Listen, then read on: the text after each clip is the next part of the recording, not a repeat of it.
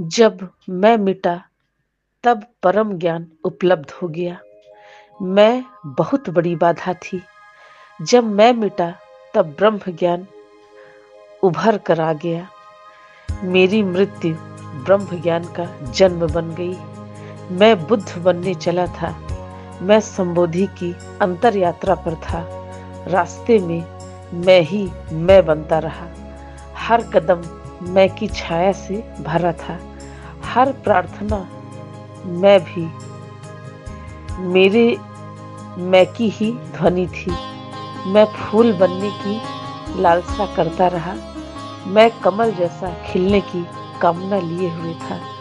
पर मूल रूप से मेरी भूल यही थी कि बीज स्वयं को मिट्टी समझ ही नहीं सका। जब तक बीज मैं हूं कहता रहा, अंकुर ने सांस नहीं ली। बीज अंकुरित नहीं हुआ। जिस दिन बीज ने मौन को सुना, उसी दिन बसंत स्वयं आ गया। ब्रह्म ज्ञान कोई ऊंचे से ऊंचा स्थान नहीं है जहां जाकर झंडा लगाकर विजय प्राप्त कर लो। वो अनंत आकाश है जिसका कोई आदि नहीं, कोई अंत नहीं है, और जिसके लिए पर्वत अपनी ऊंचाई भी त्याग देता है। मैं नदी को तैर कर पार करना चाहता था। नदी हंस पड़ी, कहने लगी, पहले तू डूब, तभी तू पार होगा।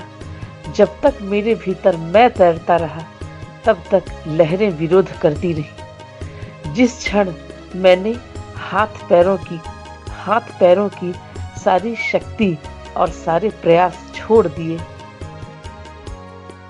नदी ही मेरी नाव बन गई। अब जहां बहाकर ले जाए। कर्म करते करते, कृत्य करते करते मैं स्वयं को ही पोषित करता रहा।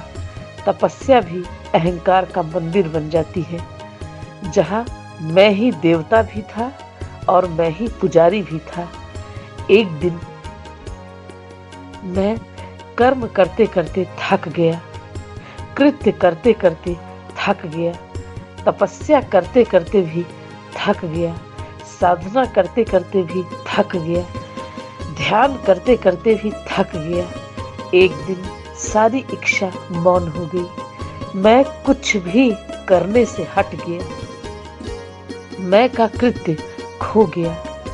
मैं का भाव ही खत्म हो गया। हवा बहती रही बिना मेरे, हृदय धड़कता रहा बिना मेरे, सांसें चलती रही बिना मेरे, शरीर चलता रहा बिना मेरे।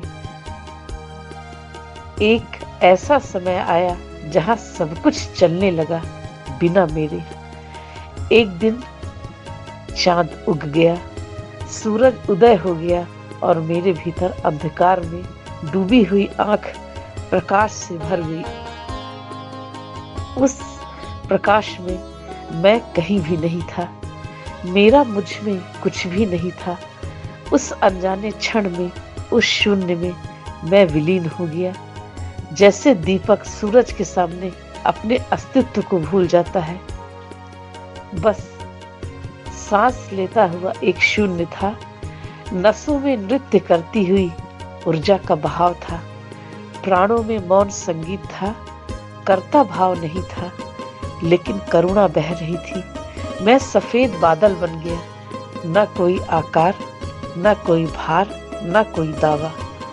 और उस अदृश्य क्षण में किसी ने ब्रह्म ज्ञान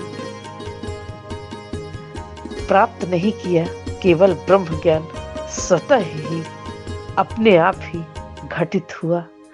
अस्तित्व ने बुद्धत्व की वर्षा कर दी और फिर ब्रह्मांडी गूंज हुई और फिर धरती पर कोई बुद्धत्व चला।